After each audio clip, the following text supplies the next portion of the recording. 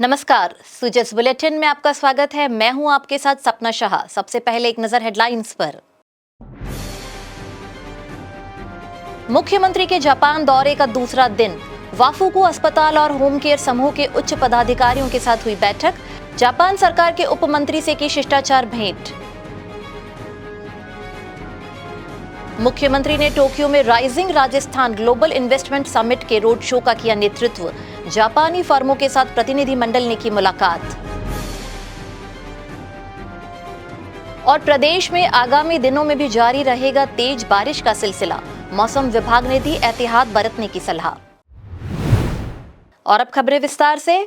Rising Rajasthan global investment summit 2024 के मद्देनजर मुख्यमंत्री श्री भजनलाल शर्मा दक्षिण कोरिया और जापान के दौरे पर हैं।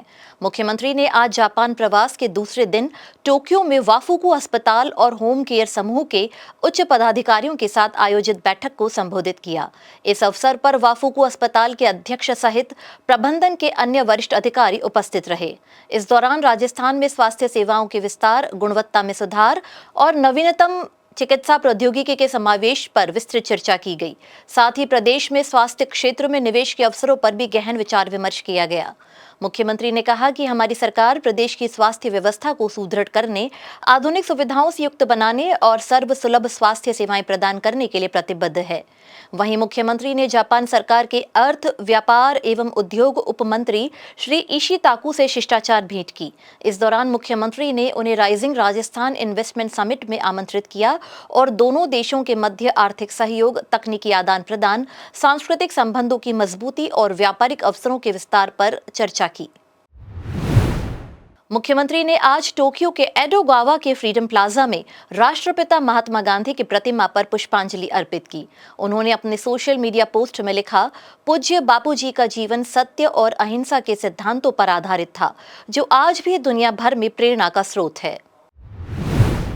जापानी company Honda motor company limited के executive vice president Shri Aoyama और वरिष्ठ अधिकारियों ने आज मुख्यमंत्री श्री भजनलाल शर्मा के नेतृत्व वाले राजस्थान सरकार के प्रतिनिधिमंडल से मुलाकात की। इस बैठक में होंडा ने राजस्थान सरकार के अटूट समर्थन के लिए आभार व्यक्त किया और राज्य में कंपनी के ऑपरेशंस के बारे में जानकारी दी। उन्होंने अपनी ग्लोबल स्ट्रेटेजी की बात करते हुए कहा कि उनकी योजनाओं में भारत की महत्वपूर्ण भूमिका है और ये भी कहा कि उनकी लॉन्ग टर्म प्लान्स में राजस्थान एक महत्वपूर्ण स्थान रखता है। इस अवसर पर मुख्यमंत्री ने निवेशकों के लिए राजस्थान में मौजूद अवसरों की चर्चा की और होंडा को राज्य में इलेक्ट्रिक वाहन मैन्युफैक्चरिंग प्लांट लगाने के लिए आमंत्रित किया। मुख्यमंत्री श्री भजनलाल शर्मा के नेतृत्व में राजस्थान सरकार के उच्च स्तरीय प्रतिनिधिमंडल ने बुधवार को जापान की राजधानी टोक्यो में निवेशकों की बैठक में भाग लिया। इस रोड शो को संबोधित करते हुए मुख्यमंत्री ने राजस्थान में निवेश करने और मौजूदा संबंधों को मजबूत करने के लिए जापानी निवेशकों और उद्यमियों को आमंत्रित किया। उन्होंने कहा कि जापानी निवेशकों के लिए उपयुक्त व्यापारिक वातावरण प्रदान करने की हमारी प्रतिबद्धता नीमराणा जापानी निवेश क्षेत्र की सफलता से स्पष्ट है। इसमें अब तक 48 से अधिक जापानी कंपनियों ने लगभग 8.34 बिलियन अमेरिकी डॉलर का निवेश किया है और 26,000 से अधिक लोगों को रोजगार दिया है। ये ईज ऑफ डूइंग बिजनेस के प्रति हमारी प्रतिबद्धता का एक जीवंत उदाहरण है। इसकी सफलता से प्रेरित होकर हमारी सरकार राज्य में दूसरा जापानी निवेश क्षेत्र भी विकसित कर रही है। मुख्यमंत्री ने कहा कि जापान के साथ हम न केवल निवेश बल्कि एक स्थायी और दीर्घकालिक साझेदारी करना चाहते हैं। जापानी व्यापारिक समुदाय और राजस्थान राज्य के बीच साझेदारी को चिन्हित करते हुए रोड शो में नीमराणा दिवस समारोह भी आयोजित किया गया। वहीं मुख्यमंत्री के नेतृत्व में राजस्थान सरकार के उच्च स्तरीय प्रतिनिधिमंडल ने टोक्यो में बुधवार को जापान की चुनिंदा कंपनियों के सीईओ और बिजनेस लीडर्स के साथ लंच पर मुलाकात की और उन्हें राजस्थान में अपना व्यवसाय स्थापित करने के लिए आमंत्रित किया। मुख्यमंत्री श्री शर्मा ने कहा कि राज्य सरकार निवेशकों की समस्याओं को सुलझाने और कारोबारी माहौल को सकारात्मक बनाने के लिए प्रतिबद्ध है। हम जापानी निवेशकों के साथ खास तौर पर कारोबारी रिश्ते मजबूत करना चाहते हैं। राजस्थान में automobile, engineering, textile, electronic system, design और मैन्युफैक्चरिंग, अक्षय ऊर्जा और पर्यटन आदि क्षेत्रों में निवेश की अपार संभावनाएं हैं। मुख्यमंत्री ने कहा कि सरकार ने प्रशासनिक स्तर पर बड़ा बदलाव किया है और राज्य को कारोबार के और अधिक अनुकूल बनाने के लिए कई नई नीतियां भी शुरू करने जा रही है। रोड शो के बाद मुख्यमंत्री ने टोक्यो में रहने वाले अनिवासी राजस्थानी समुदाय से भी मुलाकात की। मुख्यमंत्री ने अनिवासी राजस्थानियों से जापान में राजस्थान दूत की भूमिका निभाने और अपने गृह राज्य में निवेश को सुविधाजनक बनाने में मदद का आह्वान किया। मुख्यमंत्री श्री भजनलाल शर्मा ने रामदेव जयंती और तेजा दशमी के पावन अवसर पर प्रदेशवासियों को हार्दिक बधाई और शुभकामनाएं दी हैं। मुख्यमंत्री ने कहा कि बाबा रामदेव और वीर तेजा जी ने अपना पूरा जीवन लोक कल्याण के लिए समर्पित कर दिया। बाबा रामदेव जी की सामाजिक समरसता स्थापित करने और दीन दुखियों और असहाय लोगों की मदद करने के लिए हमेशा प्रयत्नशील रहे। वहीं वीर तेजा जी ने गायों की रक्षा के लिए अपने प्राण तक न्यौछावर कर दिए।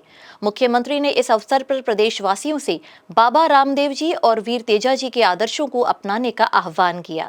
उन्होंने कहा कि हम सभी को भाईचारे की भावना को मजबूत करने, भेदभाव और ऊंच नीच को मिटाने तथा निरीह जीव जंतुओं की रक्षा करने का संकल्प लेकर प्रदेश की उन्नति और खुशहाली में सक्रिय भागीदारी निभानी चाहिए। खाद्य एवं नागरिक आपूर्ति मंत्री और जिला प्रभारी मंत्री श्री सुमित गोदारा ने गुरुवार को जिला मुख्यालय स्थित सर्किट हाउस में जन सुनवाई की। इस दौरान उन्होंने परिवादियों की समस्याओं को सुनकर मौके पर अधिकारियों को उनके निस्तारण के निर्देश दिए। उन्होंने कहा कि अधिकारी राज्य सरकार की मंशा के अनुसार आमजन की समस्याओं को हल करें। राज्य सरकार की प्राथमिकता है कि आमजन को योजनाओं का लाभ मिलने के साथ साथ उनकी समस्याओं का भी समाधान किया जाए। समस्या समाधान के लिए आमजन को परेशान नहीं होना पड़े। जन सुनवाई के दौरान 105 प्रकरण आए। इस अवसर पर साधुल शहर विधायक श्री गुरुवीर सिंह बराड़, जिला प्रमुख श्रीमती कविता रैगर, शिल्प माटी एवं कला बोर्ड के अध्यक्ष श्री प्रहलाद राय टांक, जिला collector doctor Manju, SP Shri Gaurav Yadav, Shrimati Priyanka Bailan, नगर परिषद अध्यक्ष श्रीमती गगनदीप कौर पांडे सहित अन्य मौजूद रहे। खेजड़ली शहीदी दिवस और राष्ट्रीय वन शहीद दिवस के अवसर पर अंतर्राष्ट्रीय सम्मेलन का आयोजन बुधवार को जोधपुर के मारवाड़ इंटरनेशनल सेंटर में किया गया। सम्मेलन का आयोजन गुरु जंभेश्वर पर्यावरण संरक्षण समिति शोधपीठ, JNVU जोधपुर और जंभाणी साहित्य अकादमी बीकानेर के संयुक्त तत्वावधान में किया गया। इस अवसर पर मुख्य अतिथि जल संसाधन मंत्री श्री सुरेश सिंह रावत ने पर्यावरण संरक्षण के महत्व पर जोर देते हुए कहा कि पर्यावरण को सुरक्षित रखने के लिए रिड्यूस, रीयूज और रिसाइकल की नीति को अपनाना जरूरी है। सामाजिक न्याय एवं अधिकारिता मंत्री श्री अविनाश गहलोत ने इस अवसर पर कहा कि जंभेश्वर भगवान और मां अमृता देवी के नेतृत्व में 363 लोगों के बलिदान से समाज को प्रकृति रक्षण की युगों युगों तक प्रेरणा मिलती रहेगी। शिक्षा मंत्री श्री मदन दिलावर ने कहा कि विश्व में सर्वप्रथम जंभेश्वर भगवान ने पर्यावरण संरक्षण की अलग जगाई। आज भी उनके विचार पर्यावरण संरक्षण की दिशा में प्रासंगिक है।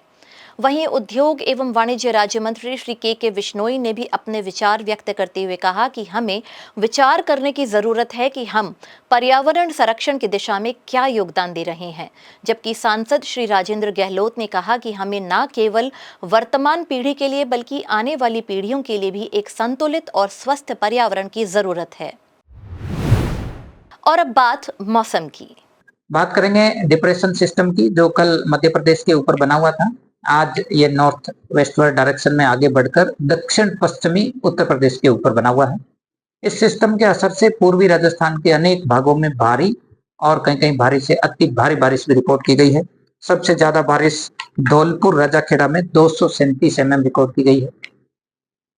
अब बात करें आगामी दिनों में बारिश की, तो पूर्वी राजस्थान में अभी भी अगले 24 घंटों के दौरान मानसून सक्रिय रहने की प्रबल संभावना है। खासकर भरतपुर संभाग, जयपुर और कोटा संभाग के कुछ भागों में मेघ गर्जन के साथ मध्यम से तेज बारिश की गतिविधियां जारी रहेंगी। इस दौरान भरतपुर संभाग में कहीं कहीं अति भारी बारिश और जयपुर कोटा संभाग में कहीं कहीं हेवी रेन की संभावना अगले 24 घंटों के दौरान बनी रहेगी।